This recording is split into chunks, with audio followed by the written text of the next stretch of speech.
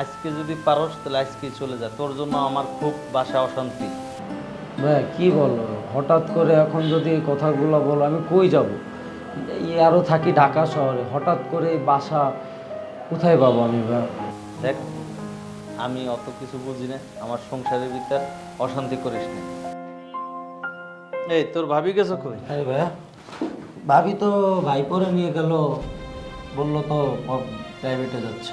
শোন, তুই প্রথম মাসের বেতন পেয়ে কি করলি? একটা মোবাইল কিনলি। তা মোবাইলটা কেনার দরকার ছিল কি তোর? আরও আমার হাতে 2000 টাকা নিয়ে তারপর মোবাইলটা কিনলি। দেখোস যে আমি চলতে পারতাছি না।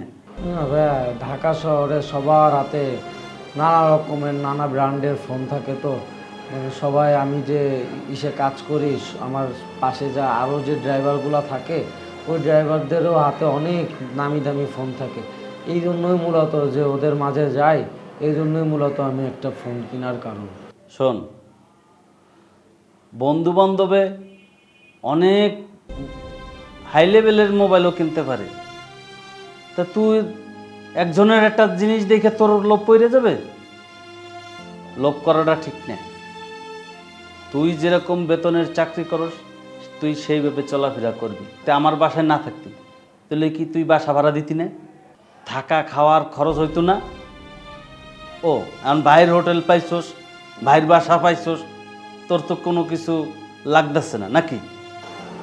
আমি তো বাবু, তোমাদের আমি যে কয় টাকা পাই এই জন্য মূলত তোমাদের দিই না, যে যেটা আমি একটু চলতে টলতে পারি, আমি একটু ঘোরাফেরা করি এই জন্য। শোন, যে সময় তুই চাকরি করস নাই সবাই মাইনা নিছে, এখন তুই চাকরি করস, সেই সময় কেউ সাপোর্ট আমার করে নাই। আমি তো তোরে সাপোর্ট করছি।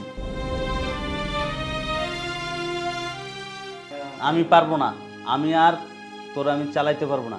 সংসার চালাইতে হয়, ঢাকার শহরে থাকি, এখানে 20-25 হাজার টাকা আমার খরচ হয়ে যায়, ডাইনে বামে কোনো টাকা থাকে না। যে টাকা জমাইছিলাম সেই টাকা দিয়ে তোরে লেখাপড়া করাইছি, শিখাইছি, গাড়ি চালানকে শিখাইছি। আমার অন্য জায়গায় তুই বাসায় খাইতি, হেন তো আমি 4000 টাকা করে দিছি। আমিও খাইতাম, এক লগে 2 জন খাইছি, হেন 8000 টাকা আমার ভাড়া টাকা দেয়া লাগছে খাবারের। আজকে যদি পারস তাহলে আজকেই চলে যা, তোর জন্য আমার খুব বাসা অশান্তি। ভাই কি বলো, হঠাৎ করে এখন যদি এই কথাগুলো বলো আমি কই যাব? এই আরও থাকি ঢাকা শহরে, হঠাৎ করে এই বাসা কোথায় পাবো আমি ভাই? দেখ, আমি অত কিছু বুঝি না, আমার সংসারের ভিতর অশান্তি করিস না। এখন তুই চাকরি পাইছস, চাকরি করতে আসছস, একটা ভালোটা বেতন পাস, এখন তুই চলতে পারবি, যে কোনোভাবে হোক তুই চলে যাস।